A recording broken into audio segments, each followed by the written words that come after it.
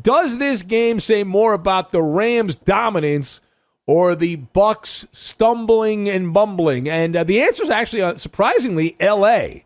This is on the L.A. side of the equation. Now, my observations.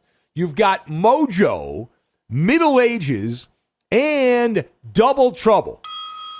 And we will lock all of these things together. Make the Baba Ganoush. We're going to make the Baba Ganoush. Now, Number one. So Matthew Stafford had a reputation that had preceded him from Detroit as being a fraud against elite competition. You might have seen a statistic that has bounced around the interweb that pointed out that Stafford, since the year 2000, has the worst record of any quarterback against teams that have a winning record. Of course, that has more to do with the Lions than it does Stafford. That was my hypothesis, and at least so far, so good. Matthew Stafford, who was very good at producing stats in garbage time with the Lions, and some of my buddies. Now, just to give you an idea here of what I was dealing with. Some of my buddies from Michigan were texting me. I told you, I was at the game. I don't know how many times I have to say that, but I was at the game fine. So people knew I was at the game. And so I was getting some text messages at the very beginning of the game because Matthew Stafford came out and it seemed like he needed his diaper changed. It was like, hey, I warned you, told you, he's playing a better team. That's the real Matthew Stafford. It was that kind of vibe. This is after Stafford. I think he was 1 out of 5 or 1 out of 6 to start the game passing. Throws were sailing high, low, bouncing off receivers' hands, completely off the mark. And then Matthew Stafford, I don't know what happened. He had an epiphany. He had a eureka moment. The training wheels came off. He let it rip, and he was footloose and fancy-free. Put on a passing clinic.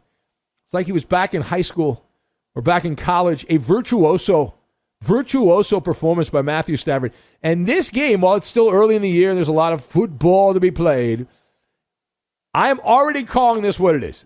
That Ram win over the Buccaneers for Matthew Stafford, that was his mojo moment, his first mojo moment. That's a celebratory situation, outperforming the GOAT. Now, we always go to the bad play chart.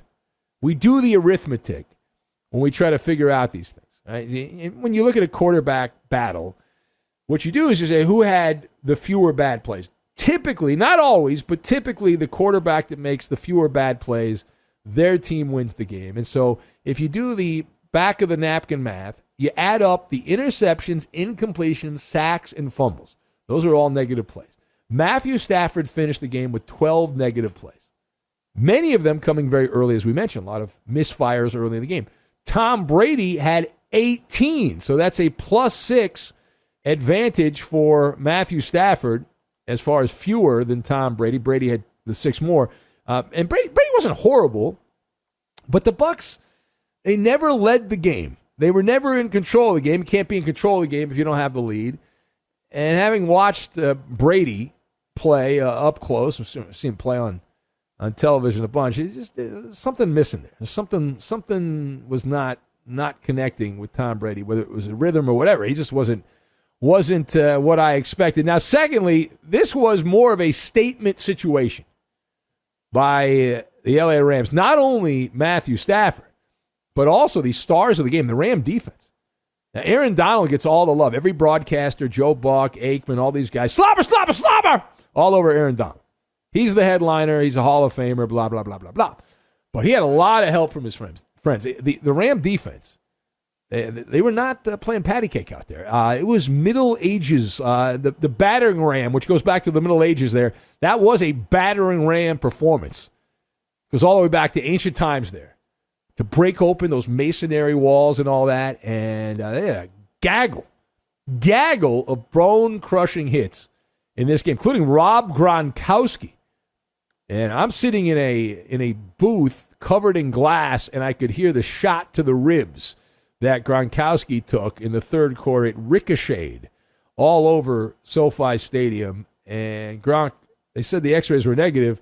Even if they weren't negative, is there any way Gronk doesn't play against the Patriots on the next Sunday night game? Come on. But the Rams were swarming on defense, which is anybody that's ever played defense, whether it's Pop Warner or high school or wherever, or just played Madden, that's good defense. Swarm to the ball. The Rams are doing that. And if you're a box score reader, then you would say, well, wait a minute.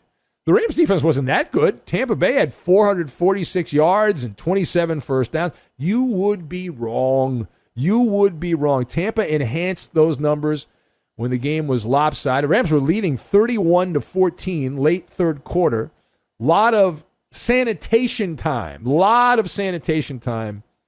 in this game. Now, the final point.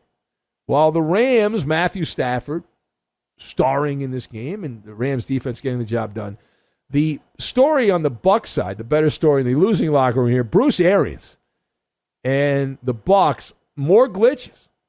And they got away with it last year, and they won the Super Bowl, but this is another sloppy performance by this Bucs team. And it might not matter in the end, but you're making it harder on yourself. A lot of mistakes all over the place. Tampa coming into this game was 31st in penalties per game. And they tacked on another 7 penalties. It was only for 41 yards, but the bad timing on this, and you look at the Bucs, and I had this epiphany when I was watching this. I said, you got double trouble here, because you talk about that defensive backfield, ulcer-inducing the Buccaneer defensive backfield. The secondary played like they were blindfolded out there. Deshaun Jackson gets out in front. Several Ram players were wide open. No one within yards of them. The scouting report, especially on Deshaun Jackson, I'm pretty confident they said, hey, this guy, keep him in front of you and all that. And I mean, he got behind everybody. The safety, no one was ahead of Jackson for the Buccaneers defense, and he made a mad dash. He ran like a gazelle past the Keystone Cop defenders there for Tampa Bay. And then the other thing is you had this anemic running attack for the Buccaneers. And this is, again, an issue. It's like, well, it doesn't matter. You don't have to run the football. And that's true to a point. But the Buccaneers, who have guys that are one, Leonard Fournette, it was a top draft pick. But the Tampa Bay Buccaneers, Tom Brady had 14 yards rushing, and he was the leading rusher. Ronald Jones had 11. Leonard Fournette had 8. Now, listen, some credit to the Rams defense. And the Rams do have a better defense than most. We'll see how good they end up at the end of the year. But the Tampa Bay Buccaneers ran the ball 13 times, and they had 35 yards. 13 times for 35 yards. They averaged 2.7 yards per carry. Now, the Rams, they didn't have much of a running game, but compared side by side, Sony Michel was a cheat code compared to the Buccaneer running game. He had a couple of decent runs there in the second half, and the Rams shut her down on offense and just decided to go with the running game. They called off the dogs with the passing game. They could have scored even more than that. They could have ended up easily in the mid-40s, could have scored another 10 points, but they called off when they went up by 17. They wound it down a wee bit. Wound it down a wee bit. All right, let's hear from some of the key participants in this one. Sean McVay fired up. Now, did you see when if you're watching this game, Deshaun Jackson scores the touchdown. He runs into that little tunnel, and Sean McVay was like the first guy sprinting over there to hug and embrace and canoodle his receiver. But McVay was loving it. He loved the arena, the stadium, the crowd, the whole thing. The fans were awesome today, too. I mean, what an electric atmosphere. The 2 times that we've been here against the Bears and now today, it was rocking, and it was awesome to be able to see our guys put on a good show for the fans. Yeah, that's kind of a generic soundbite. I was expecting more. It was rocking. You could say that about any stadium, though. Is there other than like maybe Jacksonville, is there a stadium that doesn't really rock? Come on. The public address. I was getting complaints from some of the people from Tampa that the public address system at SoFi Stadium was slightly too loud. But I'm just old people complaining. Here's Sean McVay, who is about to butter the biscuits of Matthew Stafford, his quarterback, as Warner Wolf would say. Let's go to the audio tape. Matthew Stafford's leadership was outstanding today. He made some really incredible plays, especially third down. I thought he was outstanding on third down. Outstanding. So good. Yeah. The Rams were good. They were 67% efficiency on third down. And so that's it. The Rams are 3-0, and there'll be a matchup for first place. They got little alligator arms Murray and the Cardinals, who were trailing late third quarter against Jacksonville. Woo, man, got lucky. Jacksonville realized they might win a game, and they started, Trevor Lawrence, pick six, and gave that game back to Arizona after having a pretty good lead for about 70% of the game, 65-70% of the game. Jacksonville was in the lead in that game.